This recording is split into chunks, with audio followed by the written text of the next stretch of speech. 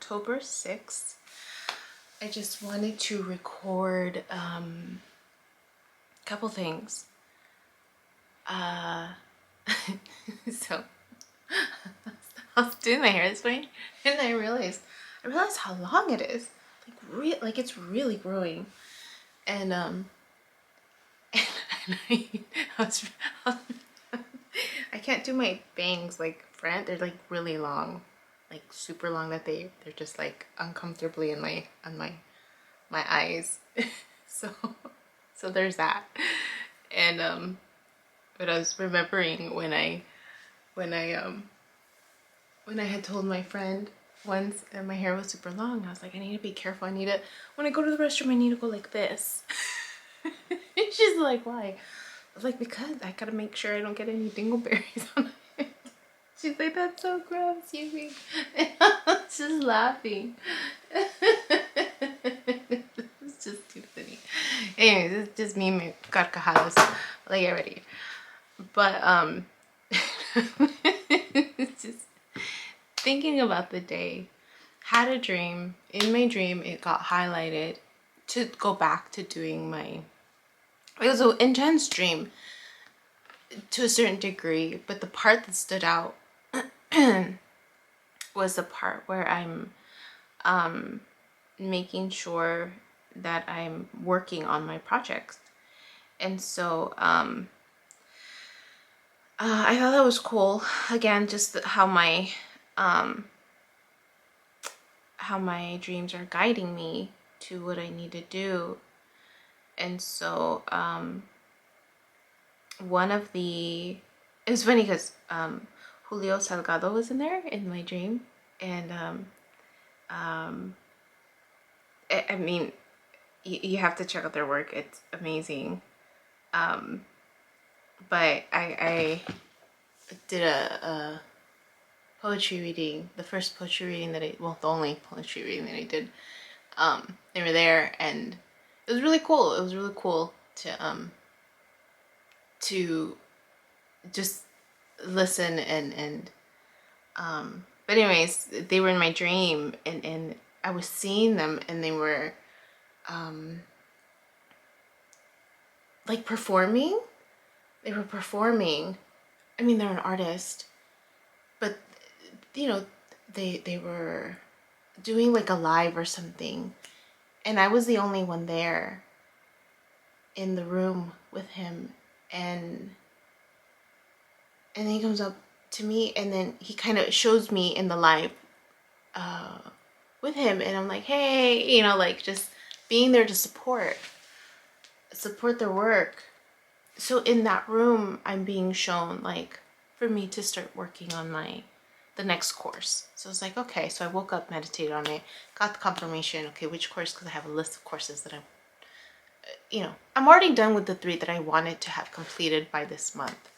So this is just an extra bonus, but I'm being guided to redirect my attention there. So it's going back to the one, right? How to find the one. And so I'll be working on that today. And then the other thing, though, that I wanted to highlight was there was this so yesterday I did this activity with one of my clients, and I've done it once before, and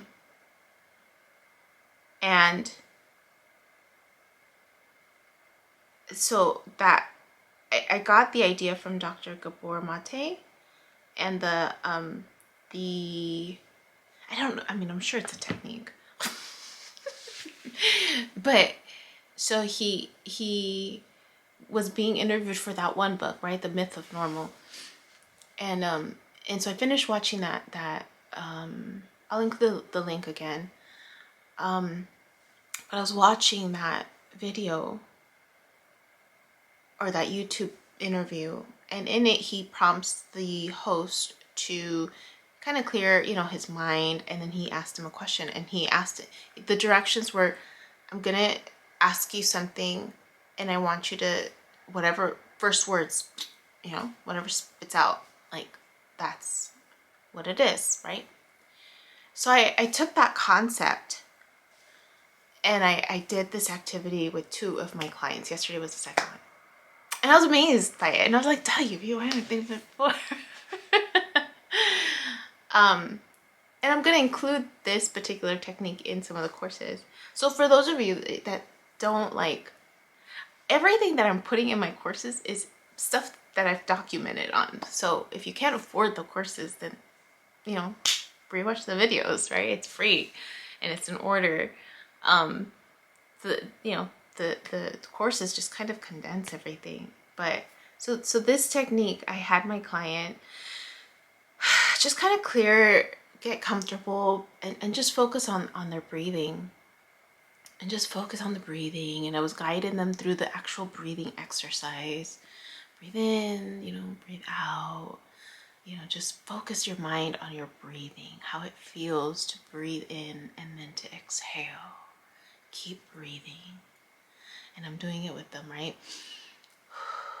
Making the motions, making the sounds. And then I ask them a statement. So the directions are, I'm going to guide you through this breathing exercise. I'm going to give you statements. And I want you to pay attention to any shifts in your body, like any significant shift. And then we'll talk about it. So it's a 2-part, possibly a 3-part. I'm trying to figure out because I'm winging it. And so the first time, and it's usually when they're struggling. I've used it when they're struggling with what to do next, or what, just when they're at a crossroads. When they're at a crossroads of making a decision. And so the first client was about leaving a relationship, or actually both of them were about leaving a relationship or staying. And with the first client, breathing. And then I say, stay with, and then I say the name. Stay with them. Stay with them. And I think I repeated it twice for the first one. For the second one, for the second person, I said, stay with your ex. Work things out. And they both had interesting responses after that. And they're like, the first person was just like, oh my gosh, I felt like I couldn't breathe. And the second client, she said she felt also like right here, it was being like constricted. And the second person is more in tune. She's older than the first client. My first client's like in college. My second client is like my age, a little older than me, a couple years older. And she was more freaked out. She was just like, Yubi, what was that? And I was like, what are you talking about? Right? She's like, what was that? I felt it. What was that? And so then the only thing that came out of my mouth was like, that's your body communicating to you. Like that's what it is. It's your body communicating to you how that's making you feel. So she's definitely more in tune because she's older. She's had more experiences, but she was able to just like, I think she's more based on what we've read with entertaining the birth chart and stuff. She's more in tuned. Not tuned, more sensitive than my first client. She's still young. So that's the first part of the exercise. The second part of the exercise is where I say the statements of where they want to go, where they've already told me they want to go, but they're doubting themselves. So the second statement for the first client was like, I think it was like, let him go or walk away from this relationship. And she said it was the same feel. The first client said it was the same tension, but she said the difference between the first experience and the second one was that she felt more of a nudge, like a push towards that one, whereas the other one, it was just internal, and then the other one was more like this nudge, like yes, like that one. That's how she interpreted the second client last night. She said, I said 3 different statements, and I think that this is where I need to work on, like what statements I'm using to make sure that they're in the same theme. So with hers, I said, let go of this relationship. So that's one. Start this next chapter. Get ready to create this next chapter is what I said to her. And then the last statement was alone. So again, it was 3 in 1, which I shouldn't have done now that I'm thinking about it, because it's 3 different topics. The first one is about loss. The second one is about starting a new chapter, like the creation. And then the third one was realizing alone. And she was still working on being comfortable alone. And the thing is, it's like you're never alone. But for a lot of people, they don't realize that, right? So that was my mistake. But she was still very in tune, so she was able to separate the emotional response to each one. And so she's like, it made me sad. She said it made me sad. What did she say? I forgot what she said the first one, but the second one, she's like, I like the second statement. It felt better, that the creation, when I can create this next chapter for myself. The third one, alone, she's like, that made me sad too. I think it was the same feeling as the first one. And then me realizing, I'm like, well, that makes sense. You're still grieving. Like, she's still in the middle of a divorce. She's exactly where I am at, in terms of like, we're processing the divorce. And so she's still going through that. I think for her, it's also been 2 years. Actually, now that I think about it, it was at the start of COVID. So we have that in common. But I have already kind of gone through that emotional part. She's still in it. And so for her, she's just like, that just made me really sad that I had to leave. But this idea of starting this new chapter, that feels good for me. Like, I don't want to go back. And I said, okay, well, there you go. So then I encouraged her. I said, I encouraged her to keep doing that with her thoughts. So to clear her mind, it's basically meditation, right? You clear your mind, focus on your breathing, and then think about it. And see if you notice any behavioral changes or physical shifts within you. And so she's gonna entertain the idea, right? And I'm like, Yubi, I didn't think about this before, because that's what I do when I meditate. Only for me, it's the vibration. I can feel the vibration. It never dawned on me that for other people, it may not necessarily be a vibration. It's just the how in tune they are with their body, right? They can feel certain tension or constrictions or pressure, right? So I thought that was fascinating. So anyways, I asked to share that, and I was guided to share that. So I was like, okay, I'm gonna share that little tidbit, how to make choices, and you know, how to trust, right, your body telling you. There was that. I think that was it.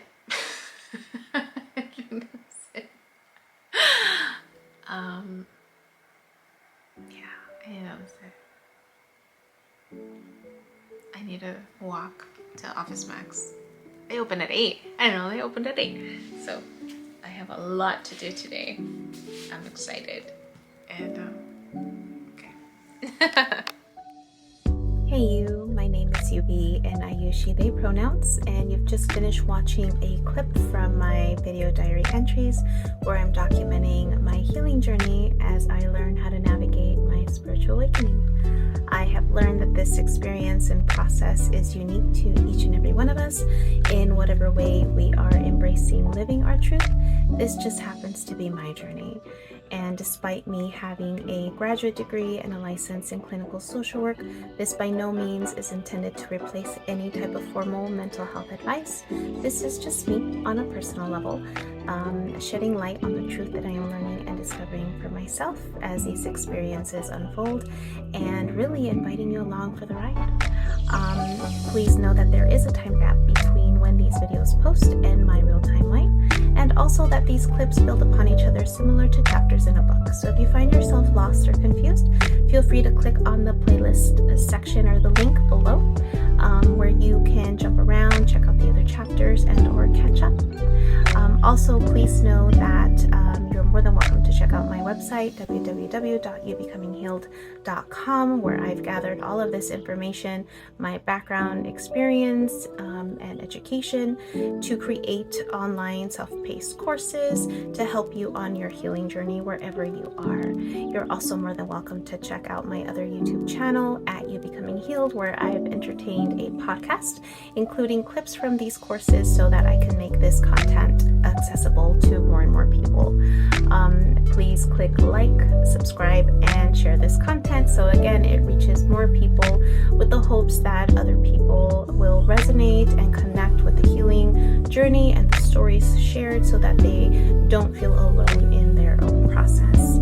I thank you in advance. I'm grateful to you, and I wish you well.